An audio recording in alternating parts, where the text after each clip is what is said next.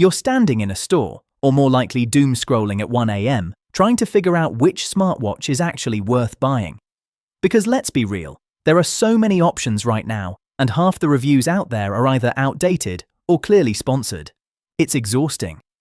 So today, I'm breaking down 6 of the best smartwatches you can get right now in 2026, from a crazy affordable budget pick all the way up to a watch that could survive a mountain expedition. Something for every budget, every lifestyle. All the links are going to be in the description at the end of the video, so stick around.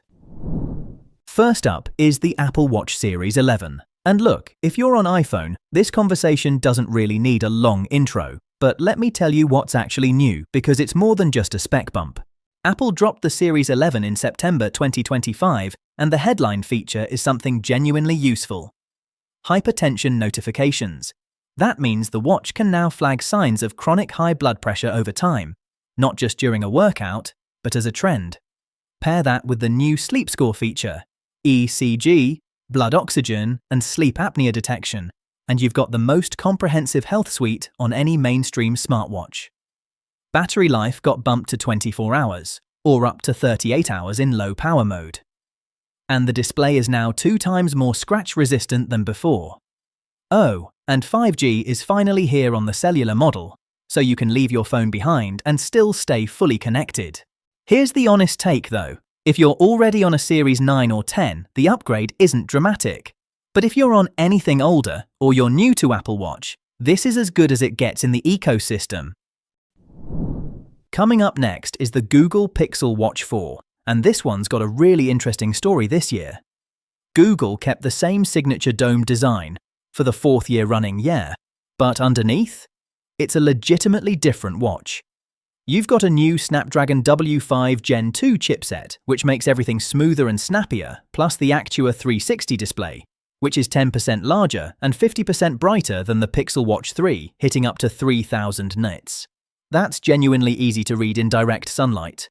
Battery life sits at around 40 hours with always-on display, or push it past 48 with the always-on display off.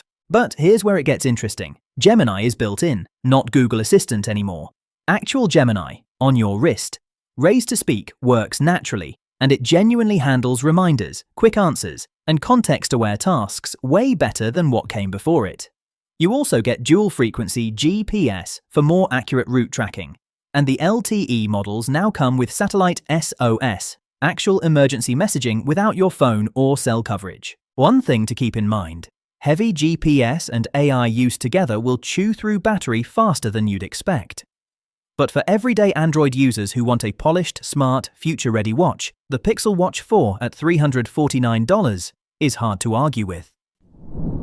Next up is the Samsung Galaxy Watch 8, and honestly, Samsung finally did something meaningful here rather than another incremental update. The Galaxy Watch 8 launched in July 2025, and the redesign is real. It's now 11% slimmer than the Watch 7, which Samsung says improves comfort by 12%. And when a watch is this thin at just 8.6mm, you actually forget it's there during sleep tracking.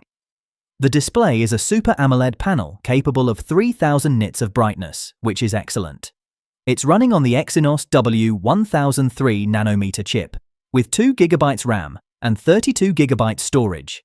And it's the first Samsung watch to ship with Wear OS 6 out of the box. The health side is where Samsung keeps quietly impressing. After just 3 nights of sleep tracking, the Galaxy Watch 8 will recommend your optimal bedtime window, not just tell you how you slept, but actually guide when you should sleep. That's a small feature, but in practice, it's kind of brilliant. The standard models give you around 30 hours of battery with always-on display, which is solid, but not class-leading. If you're deep in the Samsung or Android ecosystem, this is the most polished Galaxy Watch Samsung has made in a while. Standard 40mm starts at $350. Next is the Garmin Fenix 8 Pro, and I'll be upfront, this one's not for everyone. But for the right person, it's absurd. Launched in September 2025, the Fenix 8 Pro is Garmin's most advanced watch ever. The big headline is that it's Garmin's first watch with built-in satellite messaging and calling, powered by the Skylo satellite network and LTE.